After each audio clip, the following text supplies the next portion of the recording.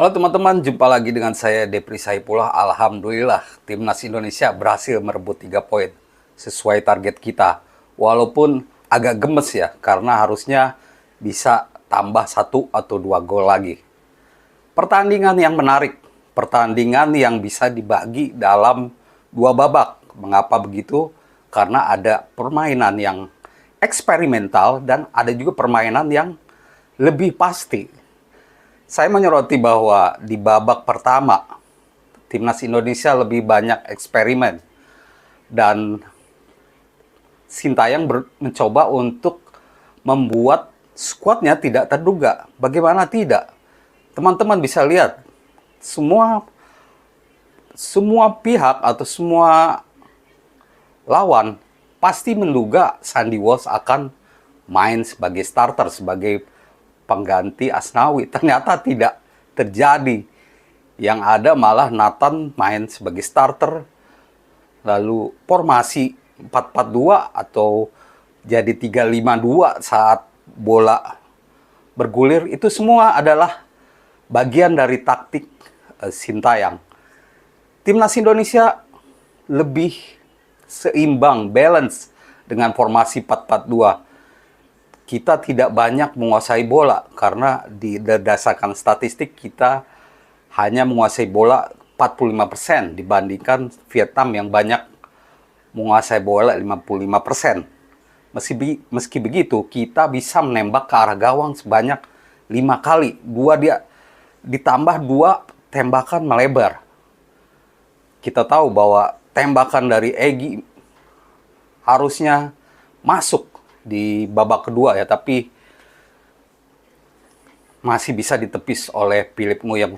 Nah, di pertandingan tadi saya mencatat ada 2 sosok yang pantas mendapatkan bintang 5.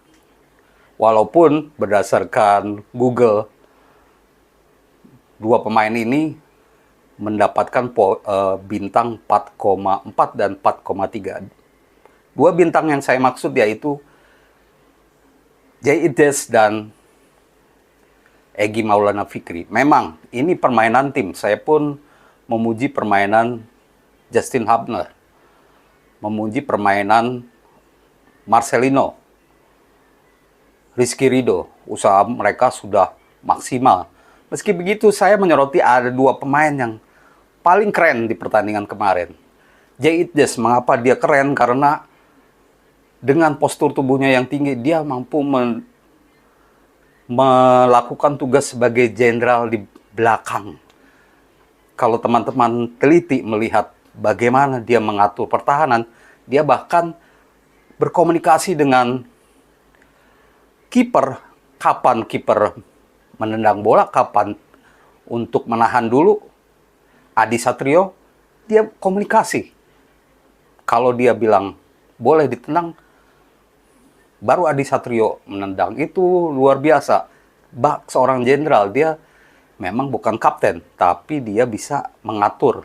Ada komunikasi dengan rekan-rekannya. Dia juga tampak terus komunikasi dengan Justin Hubner. Sehingga pertahanan kita bagus. Itulah yang membuat timnas kita tidak mampu dibobol oleh Vietnam. Dalam beberapa laga terakhir, dalam beberapa pertemuan di kandang kita atau di Indonesia, memang Vietnam selalu kesulitan. Kalau tidak salah hanya mencetak 1 gol atau minim sekali gol. Apalagi main di GBK musim lalu 0-0. Dan saat ini kita berhasil memenangkan pertandingan. Jadi peran Djaides begitu penting. Dengan postur tubuhnya yang tinggi, dia mampu menghalau bola. Setiap Vietnam lewat Do Hung Dung atau Pham Minh Tron mencoba umpan-umpan jarak jauh, tidak berhasil karena udah dipotong duluan. Djaides dan juga Justin Hubner. Rizky Ridho juga tampil Spartan sebagai kapten.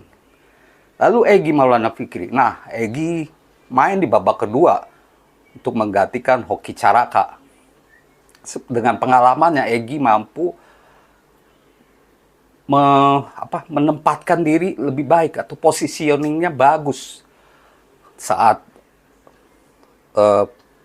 ada overlap dari Pratama Arhan, dia mampu memanfaatkan peluang dengan baik. Dia mampu mengambil posisi dengan tepat. Kapan temannya mengoper, dia pas gitu loh. Dan sedangkan gol di menit ke-52 itu memang juga peran dari Pratama Arhan yang mampu membuat pertahanan Vietnam kewalahan sehingga Suo Min Trong melakukan kesalahan memberi umpan kepada Egy. Jadi itulah yang terjadi. Dua pemain ini paling menonjol mendapatkan hampir bintang 5 berdasarkan statistik yang diberikan oleh Google. Dan saya pun setuju. Walaupun pemain lain tidak jelek ya. Tapi meski begitu, saya tetap tidak setuju dengan eksperimen yang dilakukan oleh Sintayong. Setelah pertandingan ini, harusnya Sintayong bisa lebih tahu lagi siapa pemain yang menjadi starter di pertandingan berikutnya. Karena kalau selalu eksperimen, walaupun saya paham maksudnya yaitu untuk membuat lawan salah tebak susunan pemain, tapi tetap kerangka dari tim harusnya ada. Dengan penampilan ciamik selama 90 menit di pertandingan melawan Vietnam pada laga pertama melawan Vietnam, harusnya itu sudah terlihat siapa saja yang bagus, siapa saja yang tidak bagus. Ini persaingan ketat. Belum lagi kita akan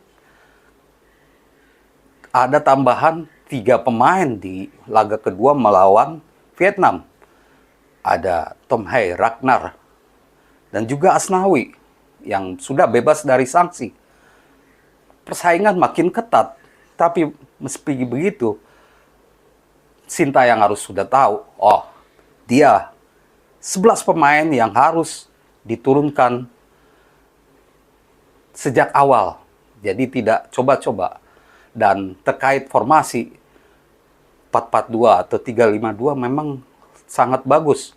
Walaupun kita tahu bahwa dengan formasi ini ketebalan atau jumlah pemain di depan saat menyerang suka kurang ya. Beberapa kali momen Rafael Struijk sendirian tapi itu bagus. Kita tidak terlalu menyerang tapi lupa pertahanan. Di pertandingan melawan Vietnam kita seimbang. Formasi 4-4-2 seimbang sehingga ini menjadi pilihan yang baik untuk laga berikutnya. Kedepannya kita akan menghadapi Vietnam yang pastinya akan membalas kekalahan ini. Tapi dengan formasi yang sekarang dengan tambahan 3 pemain, saya makin yakin timnas Indonesia bisa kembali meraih 3 poin dengan pemain yang lengkap, meskipun banyak juga pemain yang cedera. Saya berharap timnas bisa lebih baik lagi dengan permainan yang ditunjukkan di laga pertama ini. Yang pasti kita sudah berada di posisi 2, udah meraih 4 poin. Lalu ada tambahan di ranking FIFA sehingga posisi kita naik. Kalau menang lagi, kita bisa dari 142 sekarang bisa jadi 135 ranking FIFA. Artinya semakin dekat ke posisi 100 ranking FIFA. Nah, pokoknya di laga berikutnya timnas harus menang. Nggak ada kata imbang. Terima kasih.